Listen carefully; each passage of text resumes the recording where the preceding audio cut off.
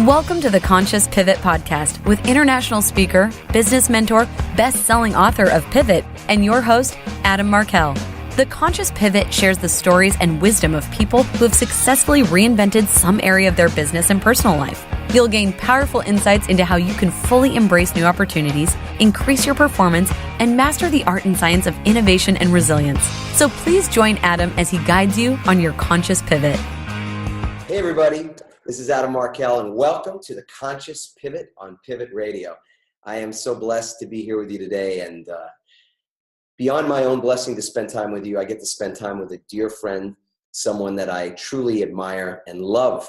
He is one of these very rare individuals that has a great talent for teaching, but also has this incredible gift for sharing his special talents in a very real way, in a way that helps to draw the best out of other people. So for me, we're really connected at the heart level. So I love this man. I admire this man. And I'm not just bringing him on this show simply because I love and admire him, so much as he has a story that's going to resonate with you guys. He has a story that is so relevant today. In fact, we were just chatting before we hit the record button about how right now, this is one of the most profound times of change that our world has known. And I'm a big fan of music. I love rock. I love folk. I grew up listening to Bob Dylan. My dad, I think the first Bob Dylan album that I ever heard was Highway 61 Revisited, and this other amazing album that had Lay, Lay, Lay, Lay. I'm trying to remember the name of that one. But the first Dylan song that I can ever remember actually impacting me from the standpoint of just hearing the words and having the words sort of wash over my soul was The Times They Are Changing. And when Dylan wrote those words, and whenever it was in the early 60s, they were very profound, they were poignant, they were relevant. And here it is, some 50 plus years later. It was right around the time of my birth, so I am certainly now dating myself officially, carbon dating. But no truer words could be sung or said than those words right now. And I think one of the most challenging parts about the world as we're experiencing it together right now is the fact that there is this change, this ever-present change. And there also feels like there's this sort of a battle between those that are yearning for change and those that are resisting change. And the only thing that I know, like I know my own name, is that change is here to stay. And so how you deal with it, how you embrace it, how you utilize it is really the subject of this podcast, the Conscious Pivot. So do you allow fear to get in the way of your being able to work with change as it shows up, or to be able to see change ahead of it showing up for you?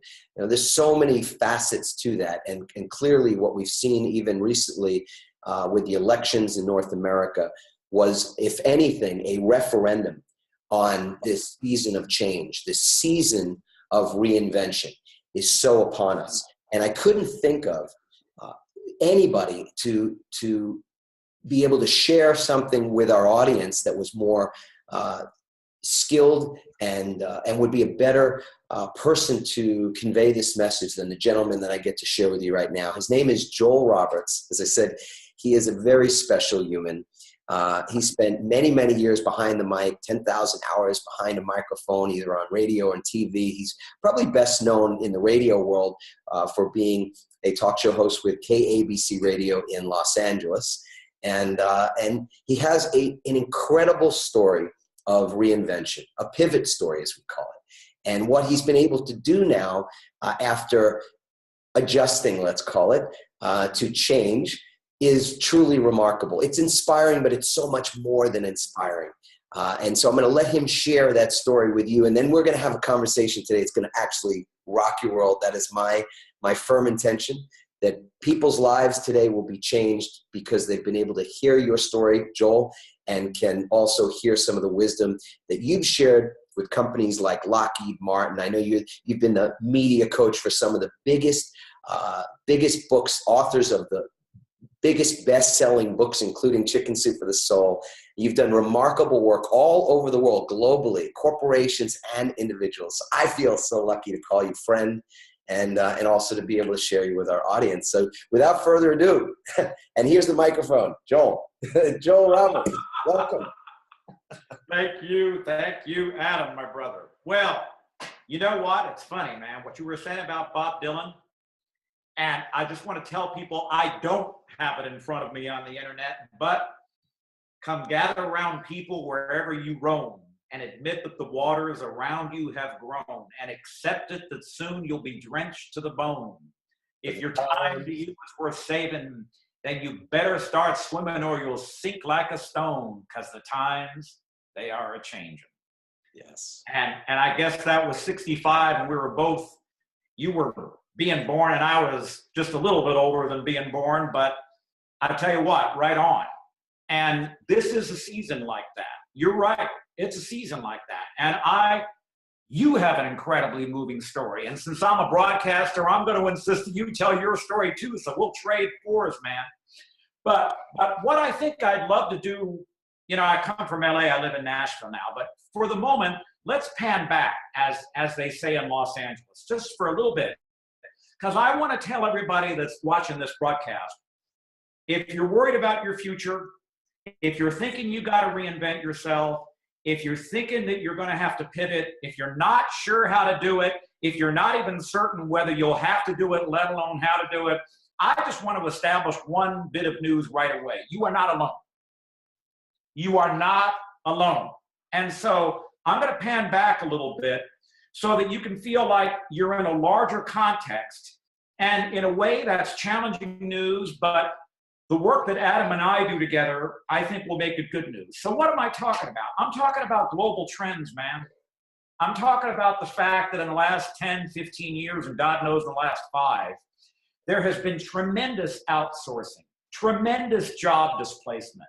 The digital economy is like changing everything under the sun. And maybe we love it, maybe we don't. Maybe we love the age of disruption. Maybe you can get a ride for cheaper than in a taxi by going on, Lyft. Great. Maybe you can order on Amazon and you get a discount over bookstores. Maybe cars are going to be driverless. Maybe a lot more seminars are delivered via technology like this instead of having to fly there and stay in a hotel. And maybe all that's cool. But I think there's something else that needs to be said, which is there are a lot of people in our country, especially who live in areas that were big in manufacturing, and they have seen that sector of the economy either dwindle or die out altogether. And they are, in large part, people who voted for President-elect Donald Trump. Whatever we may think about Donald Trump, this much we know. A lot of people feel dislocated, don't they? A lot of people are in pain. A lot of people don't know where their next job is going to be. A lot of people don't know how to translate their current skill set into some other arena. Things are changing. And I'll be open about one thing, an issue that I take with Donald Trump's promises to bring jobs back to America is I'm not so sure a lot of those jobs are coming back. And I'll give you just a couple of examples. Maybe they'll come back, and Adam, hey man, if they come back, I will be the first to stand up and go tell it on the mountain and sing hallelujah in every language that I can. But I'll tell you what, 2 interesting things. When you and I are done today, and I'm in no rush. Neither am I. Okay, when you and I are done today, where am I going? I'm going to the Apple store. Because here's a little secret. I got 2 new MacBook Pros recently to compare models. And during the Christmas season, Apple let you have longer than they usually do. So I got 2 new, and I'm keeping one and bringing one back today. Why am I bringing this up? Because on those boxes, brother, they say designed in Cupertino, California, which is 15, 20 minutes from where I grew up. I grew up near Stanford. But those things weren't made in Cupertino, California. And in my garage is a beautiful mountain hybrid Trek bike. And it says right on it, designed in Waterloo, Wisconsin. It wasn't made in Waterloo, Wisconsin. Those computers, for the most part, were made in China, although the components come from all over the place. Those bike frames were made in Taiwan, okay? So here's the deal. Where I take issue with Donald Trump is, are those jobs coming back? He's supposed to have done something with Carrier air conditioning in Indiana. Maybe, maybe not. Maybe Ford's not going to move a big plant to Mexico, which could be great. Maybe, maybe not. It's complicated because consumers are going to be paying more for goods. All right, we'll leave that debate aside, but here's what we know for sure. He's right about one thing. This was a referendum on change. This was the people of America saying, we're afraid. It's taken off without us, and a lot of people are left behind. And I got left behind. You got left behind. We both recovered. So let's talk about that. So what did I get left behind from? I got left behind from the job that I had wanted since, I don't know. Okay, when I was like 5 growing up in the Bay Area, and I'm listening to the San Francisco Giants broadcast on my transistor radio, literally under my quilt at 11 o'clock at night, because I don't want my parents to know I'm awake, when the game was over, I would broadcast it to myself. So it's kind of like not a big accident that I got into radio and that I became a talk show host in LA, the radio capital of planet Earth. And then I had an accident. And I worked all through the ranks, and I went into primetime, man, afternoon drive, Monday through Friday, 4 to 7 p.m., talking to 250,000 people with a partner that I loved working with. It was exciting. I never would have left it. That's capital N-E-V-E-R, never. Yeah. And then I was at an event, standing in front of a big bank of loudspeakers. The audio engineer hit the wrong button. I lost 50% of my hearing in 10 seconds. It's gone. It has not returned. And I developed a very severe condition called tinnitus or tinnitus, which is noise in your head. And there's no cure for that. So the best ear doctors in the world told me, we can't help you, but you can't go back to wearing headphones 30 hours a week. It's going to make this worse. I was 40. So hang on a second. I want to just, so that we slow this up for its appropriate impact. You are at an event, meaning you're there for your own personal development. At this point, you're a KABC radio talk show host. You're at the top of the game. Let's just say you don't have any trouble getting into the best restaurants. They know who you are. There's tables waiting. There are people that want to spend their time with you, schmooze you, use you. You're at that place that most people work their entire lives aspiring to get to, and you're on your own time at an event, and you walk past a bank of speakers, and what happens, Joel? Let me clarify one thing. Everything you said is almost entirely accurate. In fact, the show that I had done on KABC had just been replaced by a sports talk show, but that was fine with us. I had one of the best credits in America, and I had offers coming in from all over the place. So I was staying in radio. I probably could have even stayed in Los Angeles, because the sports talk incarnation that the radio station went through was not long-lived. I could have gone back. Okay. So at that very moment, I had a very substantial buyout. I mean, enough for me to live for a couple of years without working, which ain't my style to not work. So I was doing great. Going to continue in radio, no doubt, whether in LA, maybe New York, maybe Chicago. I had my agent calling me all the time. Then I'm at an event as an invited media guest.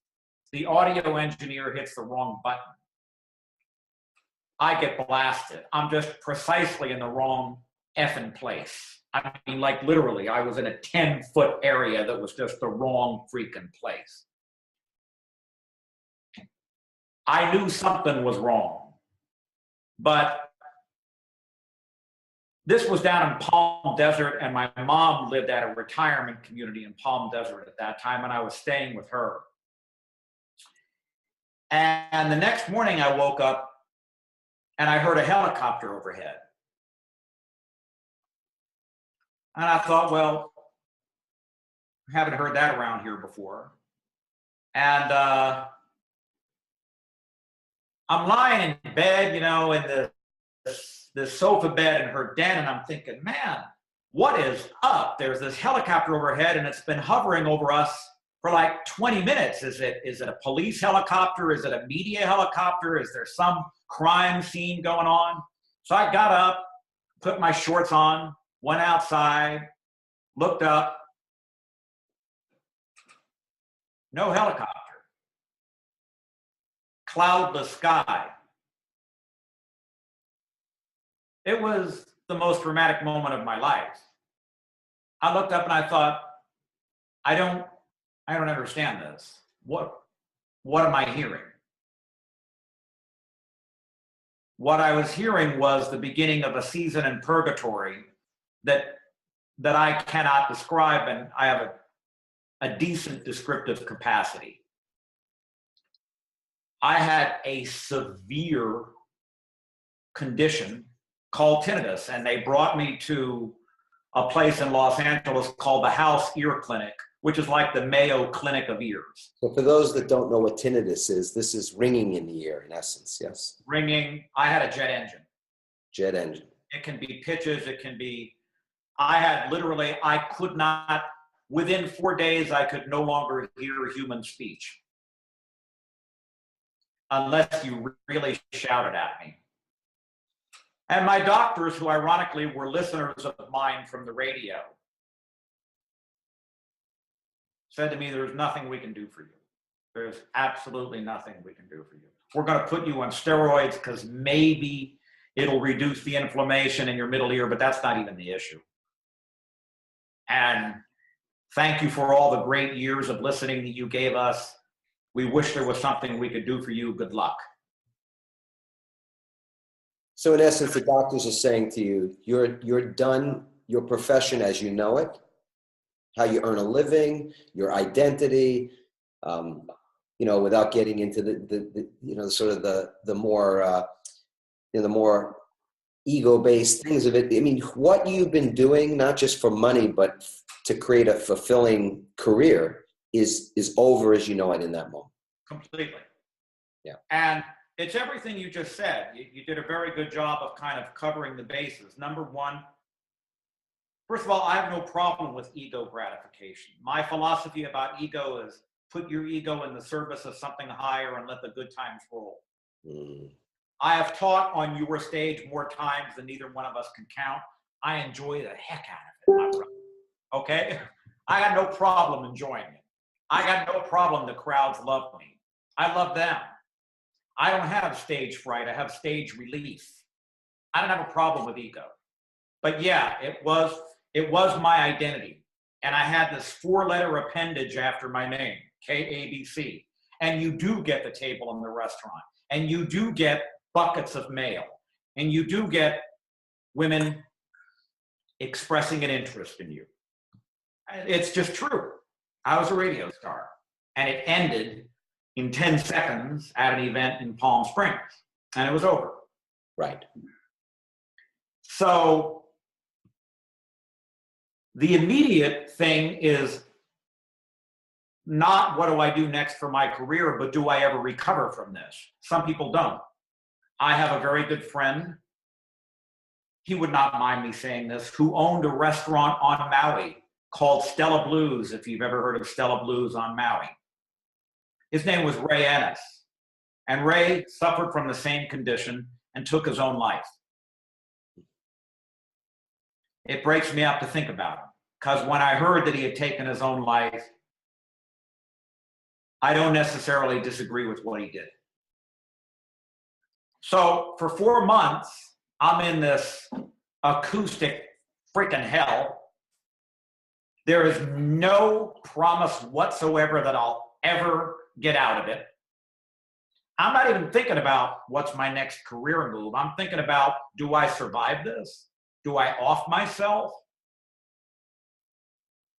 But after 4 months, it began to subside. And after about half a year, it was within a range, like on 1 to 10, it was kind of like 2, 3. I could live with it. So then I'm saying to myself, now what? I can't go back in the air and wear headphones. It would irritate my auditory nerves. And man, brother, I loved being a broadcaster. Okay? I loved it. I loved the studio. I loved the audience. I'll tell you something that may seem bizarre. When you turn on a microphone, it emits a smell. I was just going to ask you. No one else can smell it. But I could smell the difference between a hot mic and a not hot mic. And that studio with that acoustic class and the screener behind it and the engineer behind the other one and that sign that says on air, man, it was me. And I was good at it. You don't get to prime time in Los Angeles by accident. I hope people will just allow that little bit of ego, if you want to call it. I was good at it. And it was over. I mean, it was over. When this finally went down, they said, look, we didn't have to tell you this, but we're just going on record, and we'd love to be listening to you again, but don't do that, brother. Do something else. So, okay, why? Well, here's what I want to share with people. This is probably the most important thing that I think I can share in terms of mindset. See, Adam, I had to say to myself, my job is over. That career is over. If I'm not my job, I can get that. If I'm not my career, what am I? Who am I? Yes. And my answer was, I'm not saying this came to me in 2 minutes. I'm saying I had to struggle with this. But finally I realized there was good news. I'm not a job. I'm not a career. I'm a talent. Hey, Joel, hang on 1 second for there, right there, because I think this is super important. You know, we will hear stories that are inspiring. You can, YouTube and you'll find them, and you go to events and you find them and you hear them, and all that's incredible. But it is so condensed. You know, there's this moment where the rug gets pulled out from under you, and then the next moment you've discovered the wisdom of the ages. You found yourself, you found what you needed to, and then you can go forward. I'd like to sort of pull the accordion back for just a second and give our folks a little bit of a sense of the time period, and without getting into the, maybe the great detail of it, just stretch it out for a second to say, when you go from that moment where the doctors are telling you that 10 seconds, by the way, the ringing isn't going to stop. It's not going to stop tomorrow. You'd be lucky if it stopped, because there's not much we can do about it if it doesn't stop.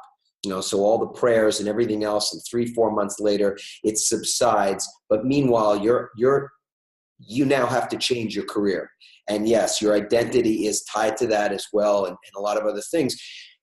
Give us a sense of what it is what was the process that you went through, even if that process was nothing more than walking around in circles or riding your bike or talking to your wife, or what was it that helped you to go from, the rug getting pulled out from under you to that moment where, you have some new clarity? Because, the book that you and I have talked about, for a while, which is the subject of this podcast, which is this book, Pivot, the conscious pivot is divided up into 3 pieces. One is the clarity piece, which is really about the things that we believe about ourselves. The second is about momentum, and what is it that we do? What are our behaviors that help us to create results in our life? And the third, we'll talk about later, is really about our practices, our conscious practices, which I call rituals.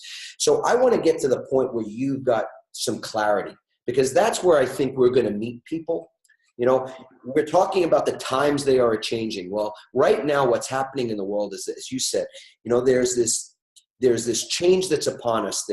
There are jobs that are going away. There are jobs that are never going to come back. There are people's lives that are changing in ways that they couldn't predict, just like you couldn't predict when you walked past that sound, that bank of speakers, that your life was about to change 10 seconds later. So if you could unpack that for us just a bit more. Well, I felt like it was the most unfair, unjust thing that had ever happened to me. I felt like it challenged my experience of God. I felt like I was being tortured. I felt like I was being tormented for some sin that I had no idea what it could have been. I felt that even if I had committed some sin, there was no way the punishment fit the crime. I mean, people off themselves from this. And in the beginning, I went online, and then I just stopped going online, man, because you don't want to know. You don't want to know the stories. I joined a tinnitus support group. I went once and I thought, screw this. This is not my identity. I'm not some condition. And I screamed at God a lot. Yeah. I mean, I flipped the bird. I'm Jewish.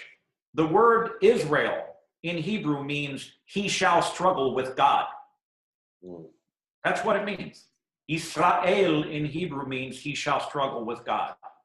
And man, I guess I was fitting the vocation, because I could not possibly explain or account for a blow like this. And you have no idea if it's going to end. The best in the world cannot help you. They throw their hands up. They wish you good luck. You're on your own. I'm 40. 39 or 40. Did people in your profession, people that your colleagues or friends, did people stop being so friendly, or did the phone ring a little less, or the mail pile shrink a bit? Of course. I mean, I was no longer... I had recently gone off the air due to the sports talk thing, but like I said, I had no question whatsoever I'd be back. And it was fine with me to move to New York or Chicago. I thought that would be fun. But yeah, I was not of any use to anyone anymore. Man, I was barely of any use to myself. This, I'll tell you what, here's an image. You ever had your cable go out on your TV and you get white noise? Yep. Turn it all the way up to the maximum volume that your speakers can generate. Sit across from that and don't move for 4 months. That was it. That was it. Yeah. Couldn't hear human speech. I'd be walking my dog at 3 a.m. because I never slept very much anyway. The cops in West LA got to know me. Oh, that's the guy who was walking his dog at 3 a.m. He's not a burglar. He's cool. He's okay. I don't even know how I survived. I'll tell you one thing which people may not find very satisfying, but you want to know why I survived? Curiosity. Say more about that. What were you curious about? What my life would be like if I ever recovered. Mm-hmm. But I didn't know that I would. So what's interesting about that, Joel, is that, I know you're a spiritual person, and my spiritual practice is very important to me. And I read and I think about it quite a lot. And one of the things that I've been looking at in one of the books I started really diving into in the last few months again, because I read it before, is a book called The Untethered Soul, Michael Singer. What's really interesting in that book is that he talks about how it is that we can observe ourselves and being in the seat of observing ourselves, and in all states, especially when our mind is reacting from a place of fear. And we all know what that feels like. And that word curiosity is really important, I think, because what I wanted for us to do with our time today is not only to unpack the process that you use to reinvent, but then to also talk about, on a macro level, how it is that people that are facing the challenges that they are right now, both the ones that are upon them and the ones that are yet to show up, that they can be better prepared to deal with what they've got on their plate.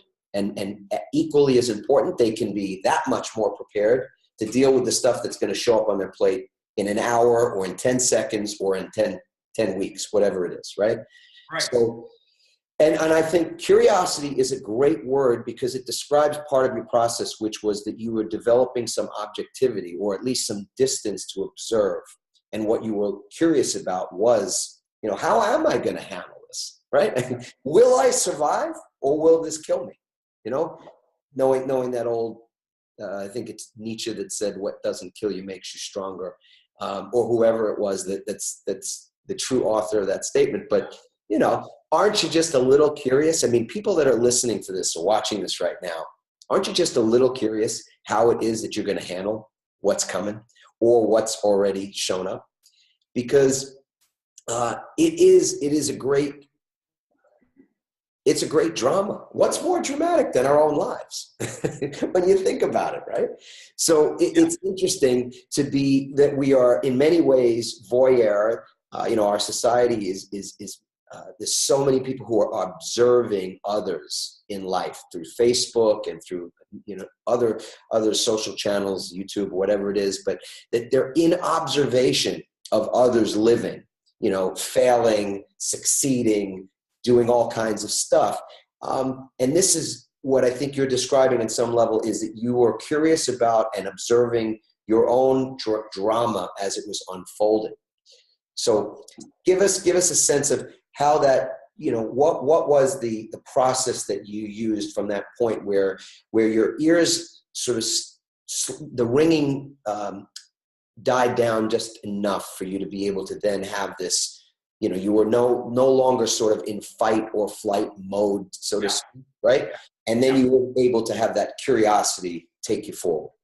Well, those 3 steps of yours, clarity, momentum, rituals. So at a certain point, I did get some clarity, which was the good news that it appeared that this hideous thing was decreasing.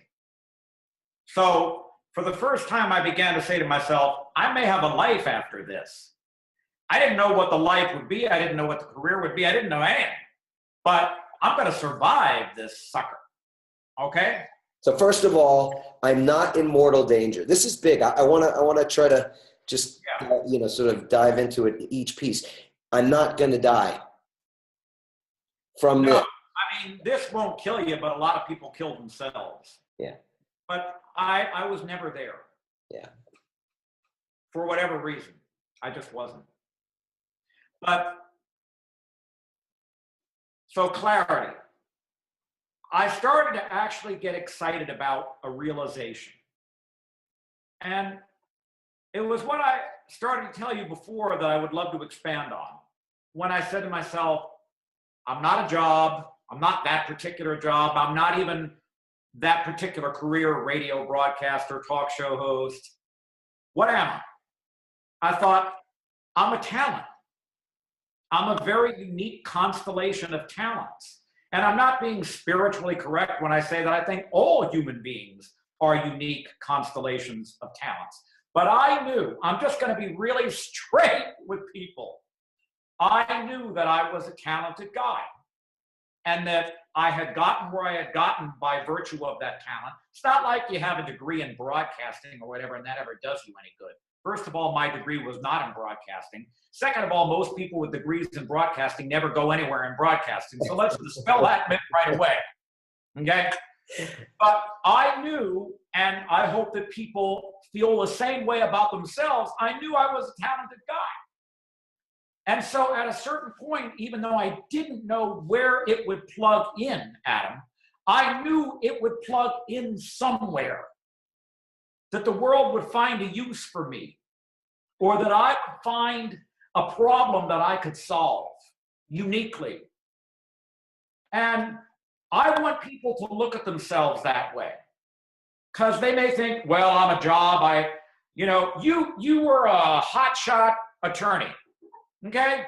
And you're a shark and you're a tough dude. People who know you now and love you now would probably have a hell of a hard time recognizing you if they saw a video of you then. They think this is not the same person. And they'd be right. You're not, okay?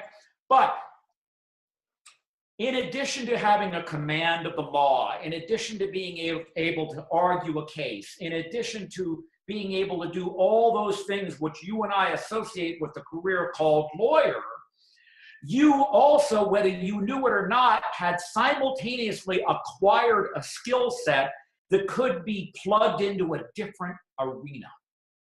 You might not have even known it until you went home and said to your wife, if I don't get out of this career, it's going to be my spiritual death. Although I think maybe she was the one who said to you, if you don't get out of this career, it's going to be all of our spiritual death, whatever.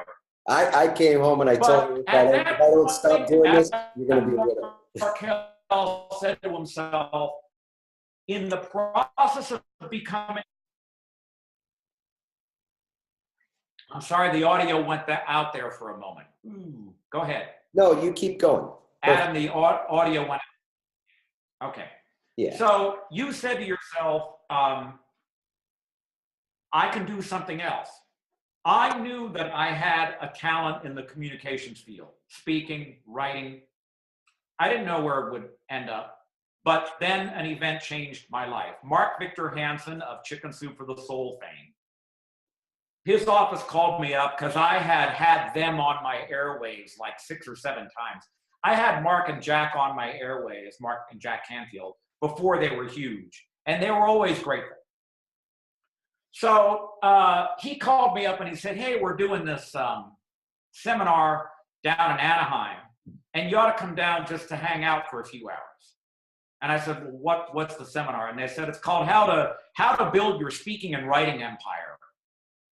Why don't you come this Sunday? And I said, maybe, I can't promise. I had just recovered. I'm like in my 5th month from the accident. And I had a girlfriend at the time, not my wife. And I said, I don't know if I'm going to go, She said, well, maybe you should go. So I went. So I'm sitting with 300 people, and they're talking about how to attract media. And suddenly, truly in the middle of a sentence, this is not a figure of speech, Mark stops in the middle of a sentence and he says, wait, I'm up here talking about media, and now we got a guy sitting in the audience who just left primetime on KABC radio. Joel, you come up and talk about media. And I said, when? And he said, now. And I literally took a Marriott hotel napkin and a hotel pen, and I wrote as quickly as I could 8 words on that napkin. Those were my notes. And everybody's applauding. They don't even know me. I haven't had a chance to think about any of this. I go up on the stage and I start to talk just from my heart, from my experience, about A, what it takes to get invited onto a high-level talk show, and B, how to deliver a killer interview when you get there. And suddenly I experienced what I would call this bifurcated consciousness. There's the part of me that's still talking, and there's the part of me that's looking down on the whole scene and saying, this is a business. Pay attention now. Mark likes to make this gesture. And I'm still talking, man. And suddenly there's a part of me that's looking at the me that's talking and saying, dude, don't miss this. Yes. And I saw these 300 people, man, and they're like, you know, they're furiously scribbling, and I'm just vamping from stuff that's been in my DNA since I don't know when. And then I heard myself say something, and I thought, who's saying that? But here's what I said. I said, and therefore, I have decided to do a seminar of my own called Excellence in Media. I've never done a freaking seminar in my life. And some guy raised his hand and said, great, how much? And I thought, well, they were charging like whatever it was. Whatever they were charging, I just named that number. Because I figured these people have already paid that. They can't consider that outrageous. Everybody said, great, when? I said, well, I need to confirm with the hotel seminar space, so I'm going to give out my phone number, and I'll be in touch. And then I left. And I drove to my girlfriend's house, and we're having dinner. And I said, I did a really weird thing today. She said, what? I said, well, I pivoted. Yeah, in a big freaking way. She said, well, what did you do? I said, I announced I'm going to do a seminar of my own. And she like puts down her fork and says, on what? I said, media. She said, well, you do know a lot about media. And I said, yeah, well, I've never done a seminar in my whole life. And here's this fateful line. She said, don't worry, probably nobody will come. That's why she's your ex-girlfriend. Right. That's why I'm married to the woman over there instead of her. Exactly. Hey, Joel, So I want to pause right there just to rewind one thing so that folks are getting the process. This first step is we talked about is clarity, creating clarity. So you had this accident and took you out, and it's months later, and you're lucky to be alive, and you're just kind of doing everything you can to survive at that point. You know, working, managing your own mind and your thoughts and all the rest of it. But at a certain point, you have sort of a more conscious moment, an even more conscious moment, right? The aha, one-handed clap, where you say to yourself, I'm not my job. The identity I assigned to myself as the KABC radio talk show, blah, blah, blah, is not who you are. It's what you did. It's not who you are. What you are is a talent. And then, of course, you said that your personal belief, your spiritual belief is that everybody is a talent. That's just something we all have to own, right? So you, at that moment, were able to own the fact that you were a talent. And I want to point that out because clarity is about beliefs. And much of why we're unclear in our lives is that we believe things about ourselves that are based on what people have taught us, or the people that have, shared their beliefs that became our beliefs. It's our programming. It's all of those things. But ultimately, many of those things we believe are not who we really are. Like, so for me, my own thing was, I believe that I was a lawyer because I went into the phone booth, as a 20-something-year-old, and I got out of the phone booth 3 years after law school, passing the bar, and I walked out of the phone booth with a suit and tie, and voila, I was a lawyer, right? That became my identity for almost 20 years. But what I realized through my own process, which is different than yours, my process was instead of it being 10 seconds to sort of having that pivotal moment, where the rug gets pulled out. For me, it was more like 10 years of feeling like I was dying on the inside, that my spirit and my soul were shriveling up. So that prolonged period of pain led to one of those pivotal moments where I came home and I said, I had said to Randy, if I don't stop doing what I'm doing, you're going to be a widow. And then lo and behold, a few weeks later, I have what I thought was a near-death experience in the hospital, thinking I'm having a heart attack and I'm really just having an anxiety attack. But ultimately, it was getting my attention in a different way than the universe chose to get your attention, right? And then through a process, which started with getting clarity on what I really believed about myself, I came to understand that my true belief is that I'm a teacher, that I love to be teaching people, to counsel. That was the part about law that I actually loved. So then, sort of in my late 40s, I go back into the phone booth, back into the, instead of, I go in as Clark Kent and I emerge as Superman, I go in as Adam Markel, the lawyer, or soon to be former lawyer, and I walk out of that phone booth as a teacher and somebody that wanted to teach in this space that you actually teach. And that's obviously how we've become friends and colleagues. So the first piece of this that I'm getting from you is that your clarity came in the form of a belief, and that belief that you adopted was that you are not a job, you are not the thing you are doing, the identity you assigned to it, but you are the talent. Yes? Amen, brother. So I got that right? Beautifully said. Amen. Beautiful. So now you get called up on stage out of nowhere. It's no coincidence in my mind, but you get to see yourself in this new light. Give us the next sort of order of events, because we go from having some clarity to obviously putting that clarity into action. Yeah. This momentum piece. Yes. Okay. So this was on a Sunday, and I had given out my phone number. And I'm having dinner with my girlfriend, and she says, well, don't worry, probably nobody will call. The next morning, I had a prearranged breakfast with a friend of mine in West LA at a great pancake place called John O'Groats. And I got home at 11 in the morning from breakfast, and my voicemail was full.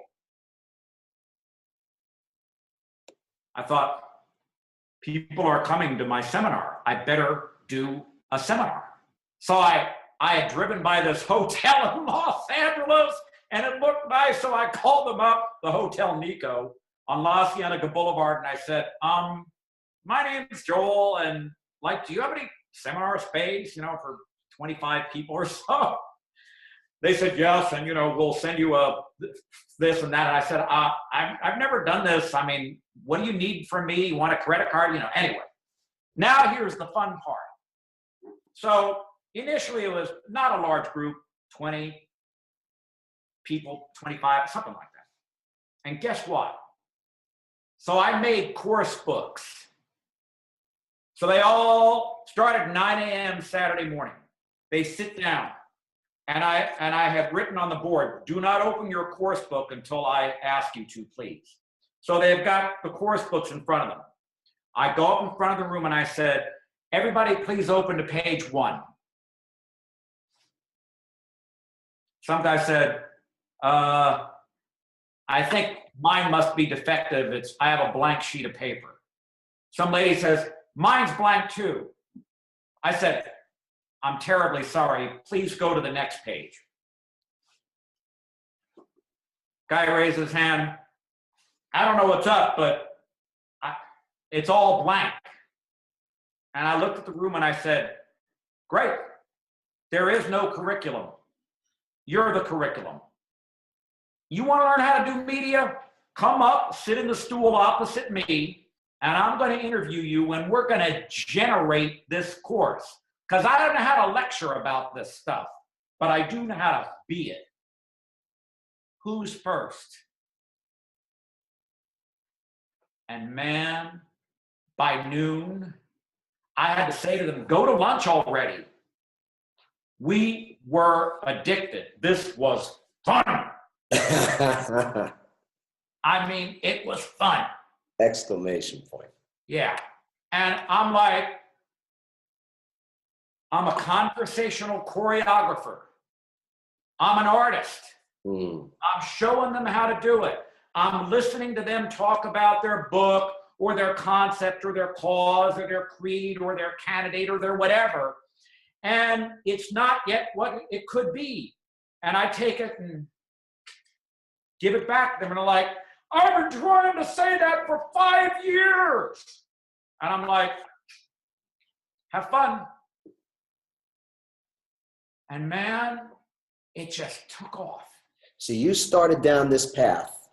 Yeah. And you had this first, let's say, a fundamental belief that you're a talent, and that, you know, that God, Spirit, the universe would put your talent to use. Yeah. And that kept you going long enough. Yep. For for there to be this intervention, this thing to happen, serendipity, coincidence, whatever you want to call it, right? Again, I don't believe in accidents. And so you show up, you end up doing something crazy, which is to declare out loud, hey, I'm going to do a program. I'm going to teach people. I'm going to share what I know, right? Because you knew how to be that, as you said. And then you book a room, people show up, the curriculum you had planned does not exist now. Throw it out the window. It's all blank pages. And you've got to pivot yet again. You've got to adjust your course, correct your course, and keep going forward. And now you have more belief that this is fun. You're doing exactly what you want to be doing. You know, you're adding to those beliefs. Is that correct? Yeah. And you know, it's like a ladder. You get some objective evidence with your right foot, and you get confirmed by the universe, like people show up or they pay you. And then that enables you to say to yourself, I'm going to take a risk with my left foot. And so you take a risk and you go up one more rung on the ladder. And then you say, hey, I'm alive. I'm still here. You know, I love that Elton John song, I'm still standing. I love that song. And then you go, okay, and that risk pays off, and that confirms your belief. So now you're here. And then you take another, and you go up there. And I was reinventing myself within reinventing myself, and I'll tell you about that. Please. So suddenly I'm a media coach. Well, I have a true confession. I didn't want to be a media coach. I really didn't. It's a reductive part of me. I could do it, but there's so much more to me. So I had never really worked in the corporate arena before.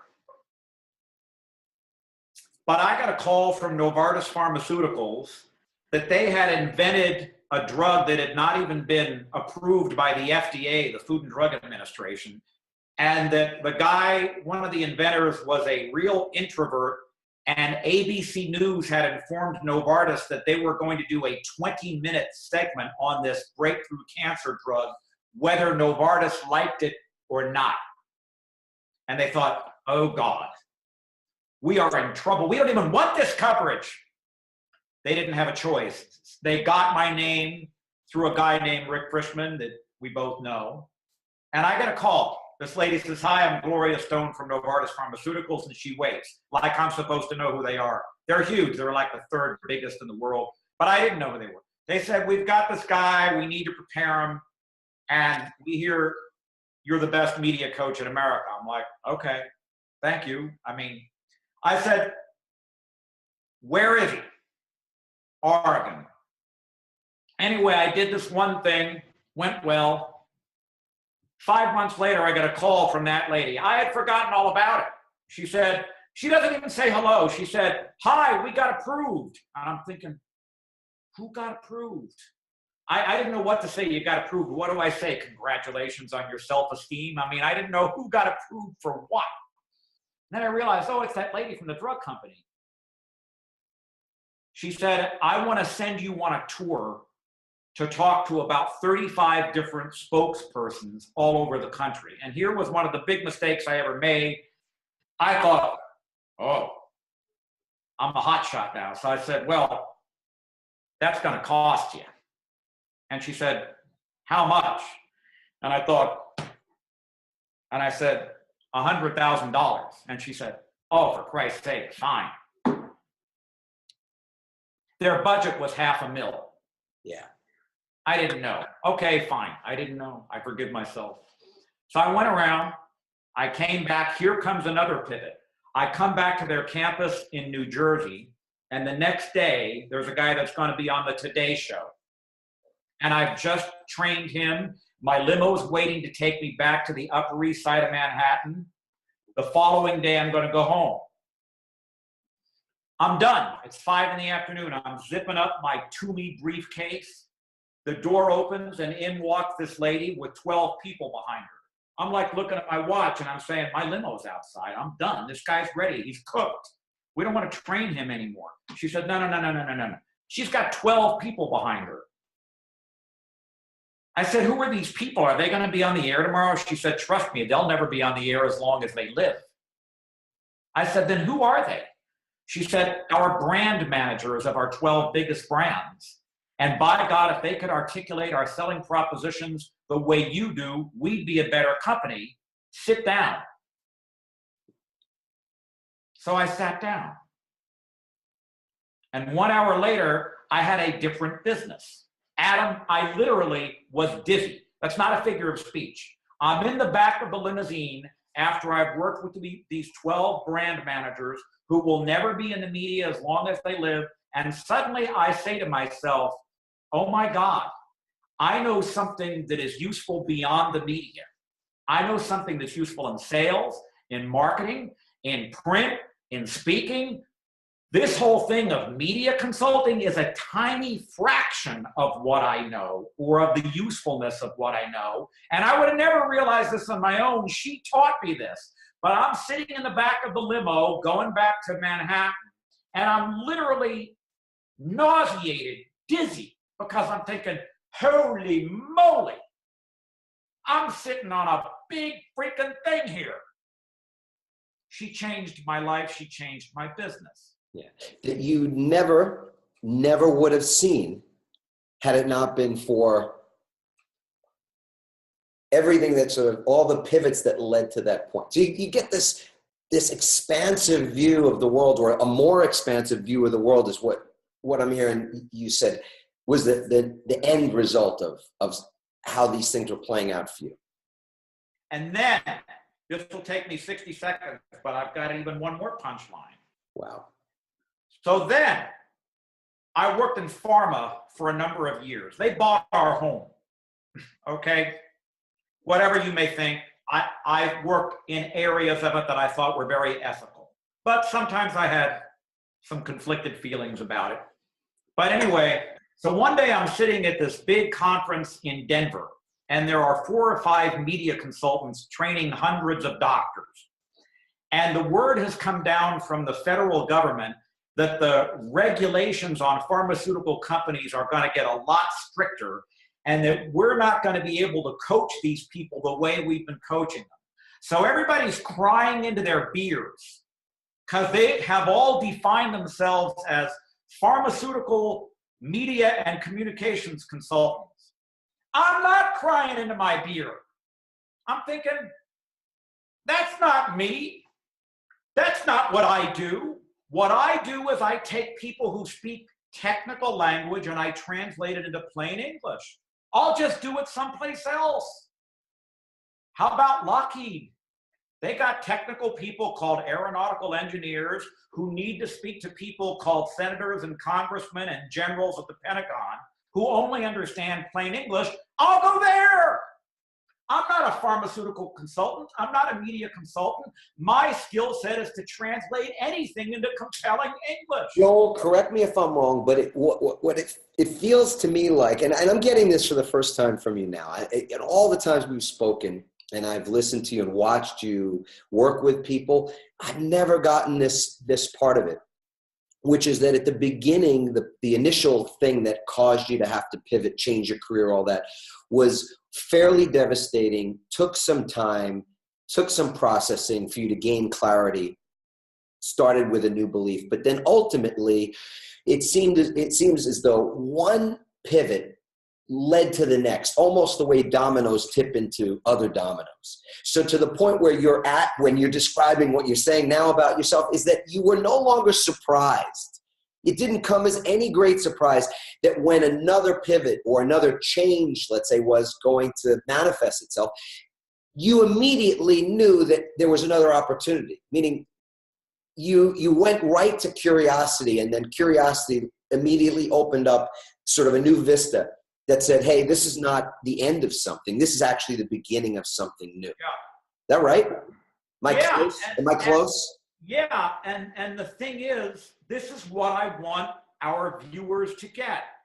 I wish I could reach out and just grab every one of them by the heart.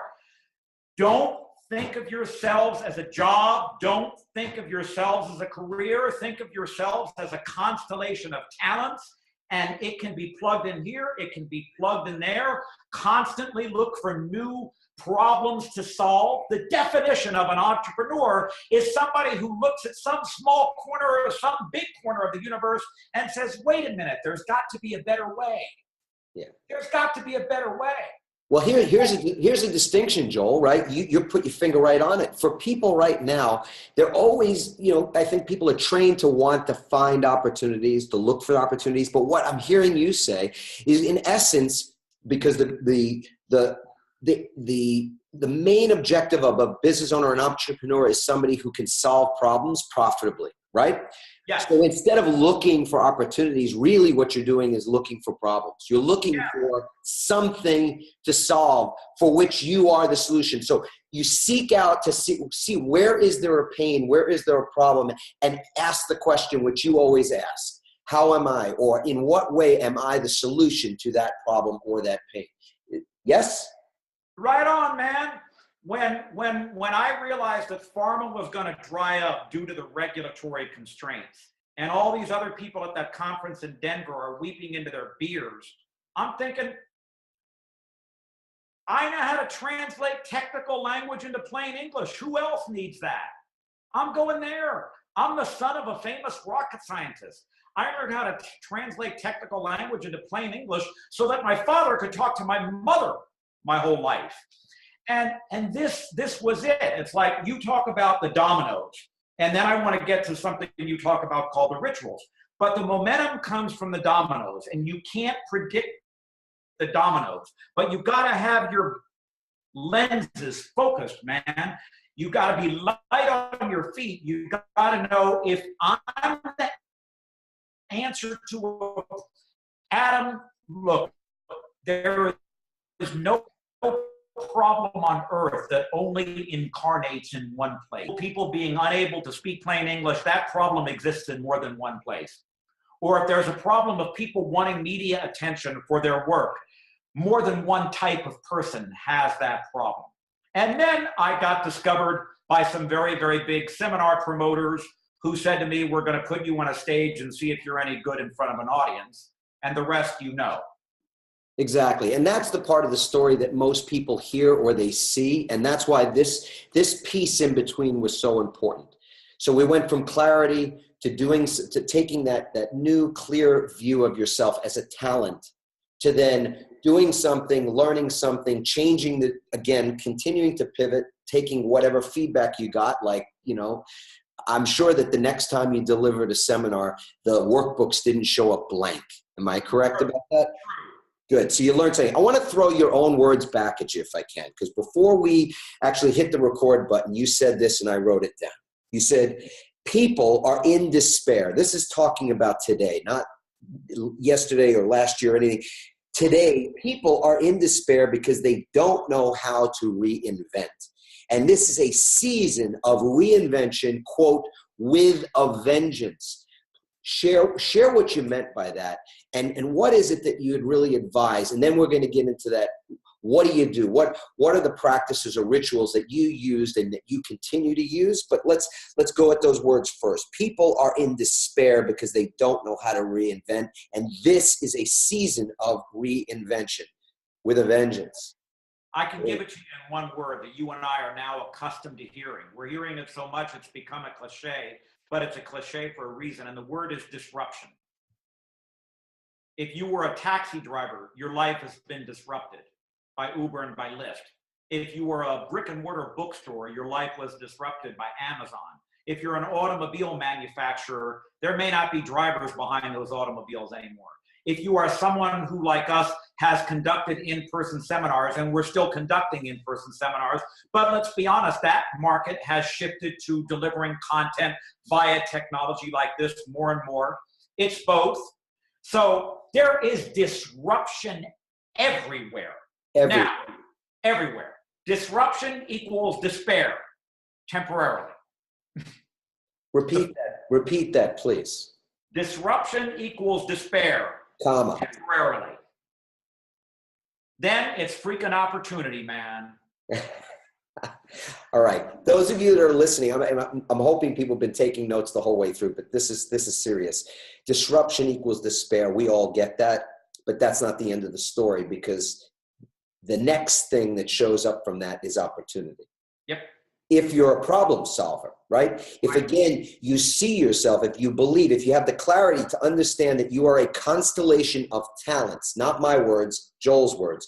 You are a constellation of talents that are on this earth, now my own belief system, in order to serve, that we are here to serve, and that your function, your job, your number one focus must be to identify what your constellation of talents is, and to be able to utilize them or repurpose them, reinvent the process of purpose, putting them to some use to serve others. And that is not only how you feel fulfilled, but how you also have an endeavor that produces financial results, wealth, success, everything that we say we're looking for. Yep. And now I had another thing happen that was life-changing, which we can probably talk about another time. But what I would say is this. This mindset, this mentality. Look, I'll tell you something, man. I don't think any of us will ever have a greater enemy than the one that we see in the mirror. I don't mean to make a cynical or a despairing statement. I'm saying that, let's be honest, all of us struggle with self-loathing sometimes, or self-doubt. We've all gone through things where, oh my God, the path, somebody leaves us that we love, a job drives up, whatever. You've got to be in the habit of saying, I still have tinnitus, and it comes up. But it doesn't go up that high very often. And I know it's going to go down. It's going to go down. So the season of reinvention that we're talking about, not everybody is an entrepreneur, but you and I do work in the area of entrepreneurs. And here's something that I love about your company and what you do. Being an entrepreneur is lonely, especially in the beginning. And all the business schools in the world may not necessarily teach you what it's really like out there to create value, to offer it to the world, to do all that in a way that's sexy and compelling. Being an entrepreneur is lonely. You can go it alone. Why go it alone? To me, that's what New Pizza is all about. It's like, why not have community? Why not have like-minded support? Why not have people who can shorten the learning curve for you? Why not have people with whom you can synergize? I mean, man, I'll tell you, that's where it's at. I just look at my story. Mark Victor Hansen stuck me someplace. I can't take any credit for that. I can take credit for seeing the opportunity. Gloria Stone from Novartis put me in front of a bunch of corporate people. I didn't say to myself, I've got some broader agenda. No, I was smart enough to know when they pointed it out that they had really pointed out something important, but I didn't know. So where would I be if I were, holed up by myself all the time? You need community. You need other people. You need synergy. And this is what's so great about what you do. This is probably a great place to enter that discussion of what are our rituals, because I think one of the things you're identifying right now is probably, well, it is a ritual for me. It sounds like it's a ritual for you, is that you put yourself. I know when I started my own pivot, I wrote this book because it was, in essence, at the beginning, just a way to share with our kids how I was approaching a midlife crisis in my life, right? And I figured at some point with 4 kids, one, if not more of them, would approach that place at some point where I was asking questions that were tough for me to answer, like, is this really why I was born? And is this what I'm supposed to be doing? And is this how I'm going to die? Is this going to be my legacy? And all that kind of thing. And when I couldn't answer those questions, I'll share a little bit about my own ritual, and a part of it, one of those rituals is reading. And so, I wanted to write a book because I figured my kids at some point might want to read that book. And as it turns out, there was other people that have wanted to, fortunately, read this book, which is great because, it started out as an idea, and 3 years later it turns into, something, tangible. That's just the way it happens, right?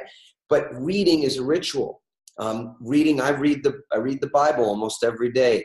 I not because I'm religious or religiously inclined, but because there's wisdom in those words. Like when you spoke earlier about, our enemy, I think it's a 23rd Psalm where there's a line. It says, "Thou preparest a table before me in the presence of mine enemies." And how I've learned or have come to understand what those words mean is that the only enemies we can have are in our own household, meaning they're the enemies within us, inside of our own mind.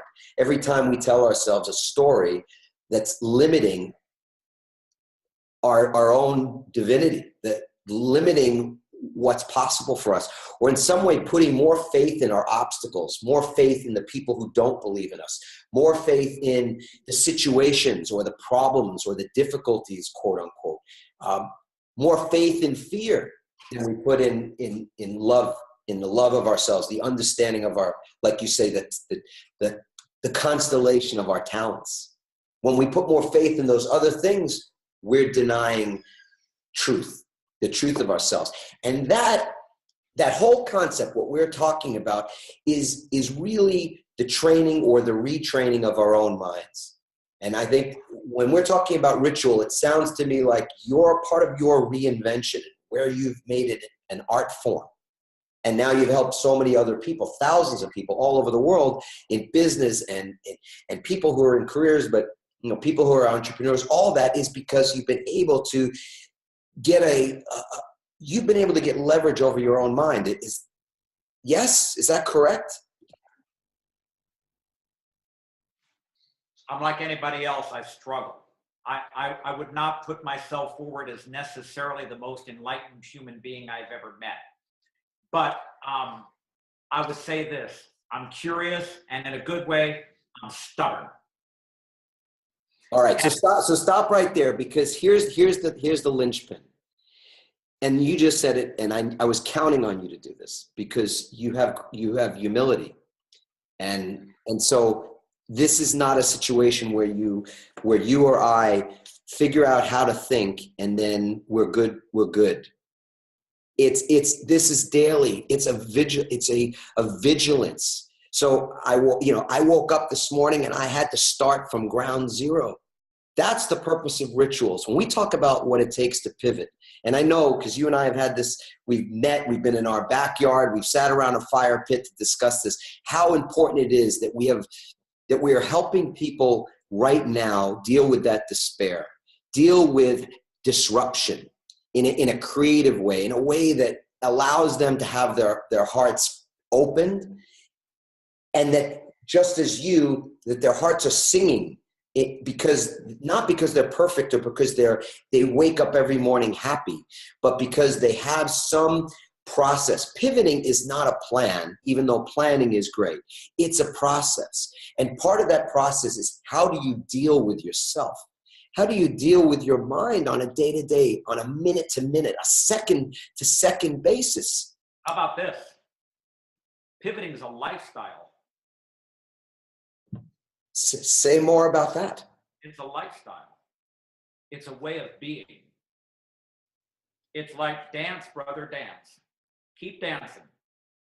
And it's like if you go to see a dance performance, there are times when there are tremendous leaps, and there are times when they're within a fairly small space, and there are times when it's very stable and predictable, and there are times when it breaks out.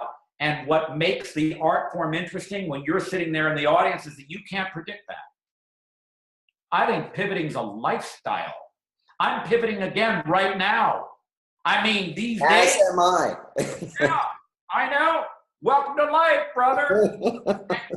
And if you and I had gotten complacent and we had forgive the arrogance of this, but we had reason to be complacent.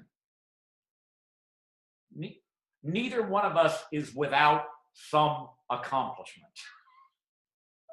That's kind. Thank you. We had reason to be complacent. Guess what? I'm reinventing myself right now. I'm pivoting right now these days as we speak.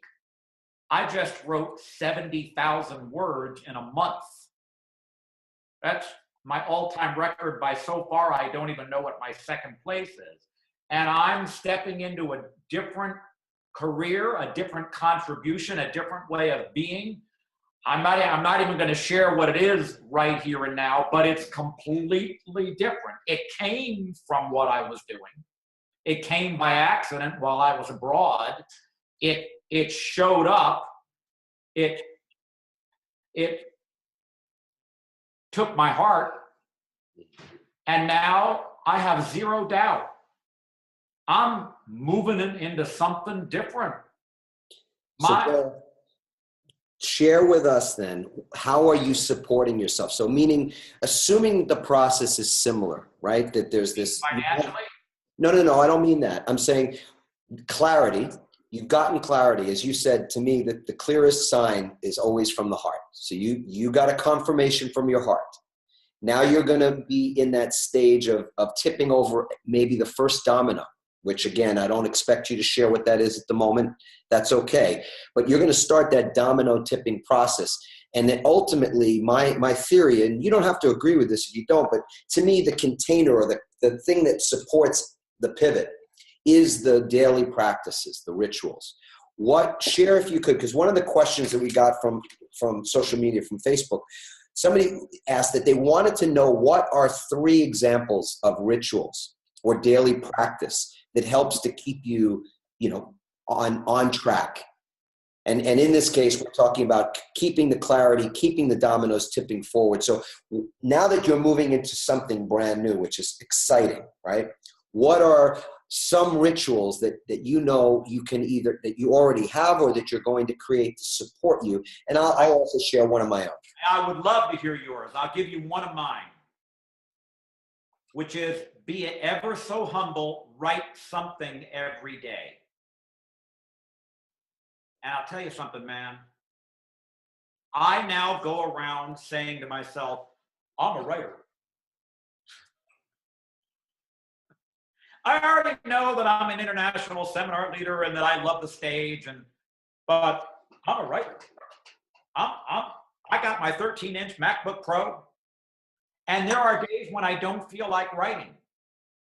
So one of my rituals, the most important one right now, is be it ever so humble. I don't care if it's a sentence, and it's never only a sentence, because by the time I get myself up there onto that iMac to write my one sentence begrudgingly because I forced myself to do it to keep my word with myself, it's never only a sentence. And at a certain point, my brother, my story to myself began to change. In the last month, I'm a writer. I'm going to do something that is beyond anything I ever imagined, not only in terms of what I'm writing. You know the work that I'm doing abroad in Europe and everything. I'm not going to talk about it here and now. I will another time. I can't tell you the energy that's coming to me around this work. I mean, publishers, leaders, it's like, in the beginning, I'm like, who am I to be doing this? And then it's the cliche, who am I not to be doing it? And we thank whoever it was that originally said that, whether it was Marianne Williamson or Nelson Mandela, no one even knows anymore. But all I know is this: you're right, rituals. Rituals make things real. So I've got this law, be it ever so humble, if it's one freaking word, get up there, I'm being it. And thank God a million times, thank God a million times, thank God a million times, I have enough money that I can transition into something else without financial panic. My heart goes out to people who are in that place. All I can say is do whatever you got to do.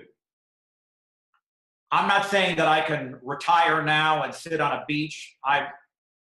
No, but I have enough that I can transition. I'm still doing the work that I've been doing. I'm actually happier doing the work that I've been doing because my new thing is balancing it. And am I making sense? It makes it, but man, there is a new calling, and this is the thing. This is the thing. And then I'll shut up. Be it ever so humble, write one word every day, if that's all it is. And I did. And now I'm looking at 3 documents that have 70,000 words. I don't even know how I did it. I don't even know who it was that did that. I barely have a memory of it. Yes. I want to take that in.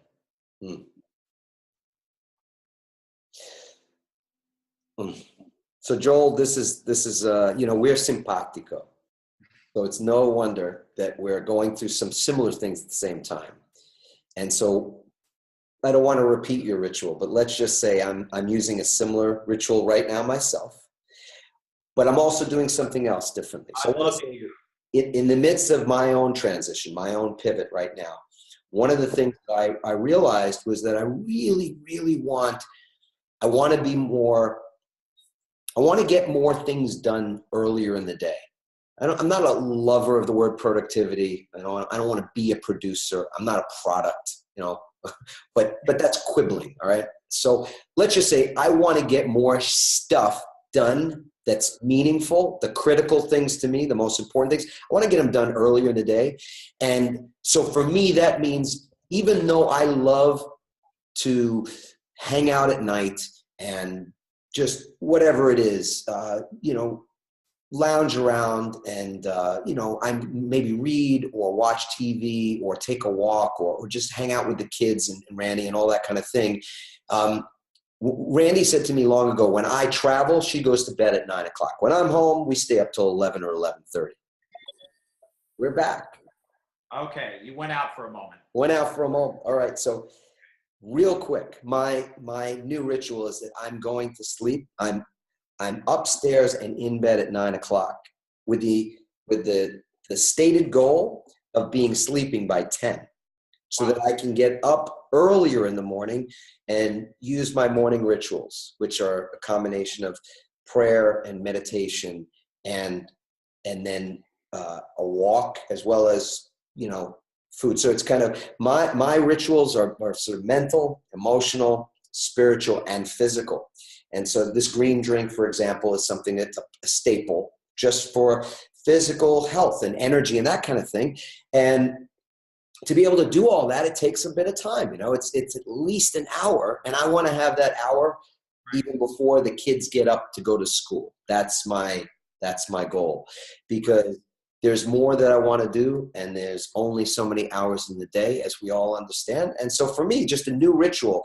Now that I'm in this place of transition, I asked this question, and I was curious, what new rituals could I create to support what I want to do going forward? You asked the same question, what new ritual? And your new ritual is just write a word, which it never is just one word. So every single day, no matter what, you're putting yourself on the keyboard to write, and that's your ritual. So I truly believe that rituals achieve results. That ultimately, and that well, it's interestingly enough, it's a working title for a new book that I'm working on.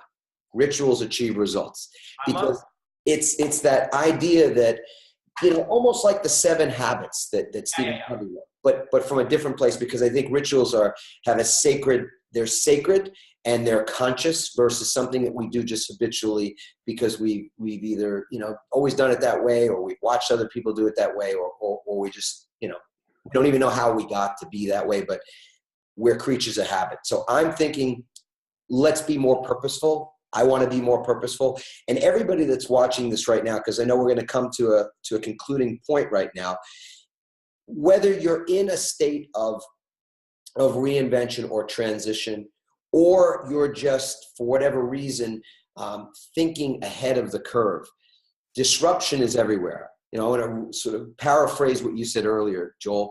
The world is in a state of disruption. Our elections in the United States are a clear indicator of that.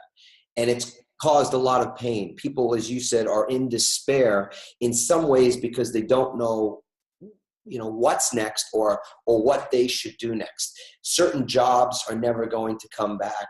Certain situations, opportunities will change and change forever. Like, for example, in our space, it's not that people won't attend live workshops and trainings. It's just that for the most part, it's more convenient. It's more realistic even for technology to bridge, to bring us together. And that's why we're doing what we're doing. And quite frankly, pivoting is a process that you cannot live without. And to now take it right out of your mouth, pivoting is a lifestyle.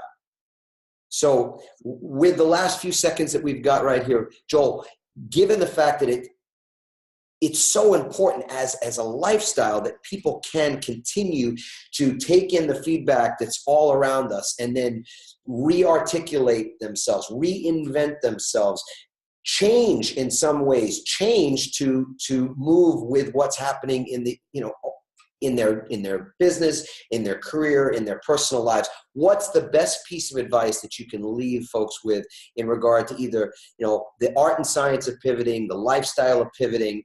What's the best thing you can leave people with in that area?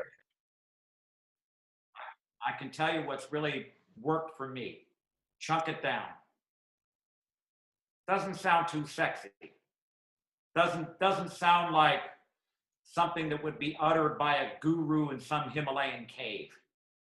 All I know is this. If I had said to myself, I'm writing 70,000 words in a month, I would have been so intimidated by that goal, I'm quite sure I would have produced next to nothing. I didn't say I'm going to write 70,000 words in a month. I said I'm going to write something every day. And the more I did something small every day, the bigger it became. And now I look at it, and man, in reality, I am 5'6" and 135 pounds, but I feel like I'm 6'2" and I'm an Olympic freaking athlete. And I look at those 70,000 words, baby, that's it. That's it. That's my big wisdom, brother. You got it. And it may not sound sexy, but I can go up there and I look at that document and I go, ah! I did this. 70,000 words. And I'm just getting warmed up. And I'm attracting all kinds of stuff. And I'm not some law of attraction guy. I'm not an airy-fairy guy. I'm opposed to the Santa Barbara syndrome. Okay, I may not be a New Yorker, but everybody thinks I am. Enough. Okay? But I'm telling you, if I had said to myself, here's my parting shot, I'm going to write 70,000 words in a month, I can pretty much bet my you-know-whats that I would not have done it. What I did say is, I'm going to write something every day. And a month later, my own sense of my capacity, or to use that word that you have considerations about, and so do I, but I'll use it for a moment, my own productivity or my own potential. I'm walking around with a different story in here, man. Baby steps. There you go. That's the perfect place to leave. I'm going to give you a pound right there. I'm going to say a few parting words to all of our audience. And to summarize what we've been talking about in this beautiful path that we've taken, which was just lovely, is about your beliefs. Your beliefs create clarity. So you believe something new and different about yourself, Joel. That's what I've been hearing consistently since the time that speaker went off in your ear. And from those beliefs and that clarity come the things you do, the behaviors that you've got. And that's just the equivalent of those dominoes tipping over. There's a great story about the dominoes. And I think that the record is something like 8 million dominoes. People set up like 8 million dominoes to tip over. But this thing that I really love is that I read that you could start out with a domino that's 3/8 of an inch high. I don't know if that's quite 3/8, but a very tiny little domino. And the thing about this tiny 3/8 of an inch high domino is that it will tip over. If you push it over, it will tip over another domino that's 1.5 times its size. 1.5 times its size. Think about that. That's crazy, right? And that domino will tip over yet another domino that is 1.5 times its size. By the time you get to the 28th domino, that domino will be large enough to topple the Empire State Building. Now that sounds like inspiration and motivational mumbo jumbo, but the truth of the matter is that's just physics, starting with something that's 3/8 of an inch high. And that is the equivalent of what you described as writing one word, taking that smallest of small steps, but doing it every single day consistently, baby steps every day, one domino. So today, for you, wherever you are, wherever we're meeting you, it could be that you're riding high, it could be that you're feeling low, whatever that looks like for you. My call or my wish for you is that you just tip over one domino today in the direction of something that your heart calls you to do. Amen. And that's a lifestyle, brother. So thank you so much for being with us. Joel Roberts, you are a pivot master, a master pivoter. I'm a pivot student, but I'm a consistent student. Yeah. That rings true for me as well. So if you've enjoyed this podcast, I would love it if you've got additional questions or comments, things you'd like to do. You can go to adammarkel.com, and on the blog, that's the perfect place for you to leave your comments, leave your questions for Joel and myself. I'll get those questions to Joel as well. Thank you for all the comments and questions on Facebook as well. And Joel, with your upcoming pivot, your transition as well as mine, we know it's an unfolding and beautiful process. So thank you, brother. Thank you. Cheers.